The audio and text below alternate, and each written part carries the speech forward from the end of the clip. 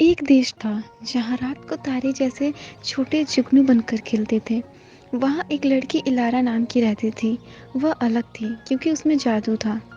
एक रात उसकी खिड़की के पास एक जादूगर आया और उसे अपने साथ जाने के लिए कहा। डर के साथ इलारा उसके पीछे चलने लगी। जंगल में वो एक बुद्धिमान और बूढ़े जादूगर से मिली, जो उसे बताया कि उसका सच्चा मकसद क्या है, दुनिया के संतुलन को संभालना।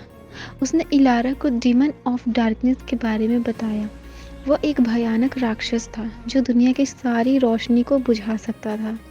अब इलारा का मकसद ये था कि उसे उस डीमन ऑफ डार्कनेस को खत्म करे और विचलित दुनिया के संतुलन को संभाले। साहस के साथ इलारा अब आगे बढ़ती है और अपनी काम की ओर चल पड़ती है।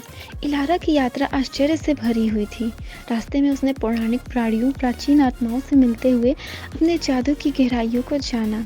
अंधेरे के समय में उसने एक खतरनाक बल का सामना किया, जिसके खतरे थे कि सारी रोशनी को वो बुझा सकता था। यह वही डिमोन ऑफ डार्कनेस था। अब अंधकार तबाही लाने की धमकी देने लगा। इलारा का सामना अब अंतिम चुनौती के साथ था। डिमोन ऑफ डार्कनेस सभी प्रकार की रोशनी को बुझाने का प्रयास करने लगा।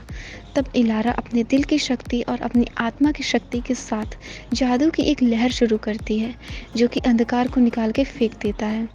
उसने अपनी शक्ति का इस्तेमाल करके उस राक्षस को पराजित किया। अंत में वो अपने घर लौटी। उसके पास उसके सफ़र को एक कहानी में बदल दिया, एक आशावादी कहानी जो उसकी साहसिकता और जादू के बारे में थी।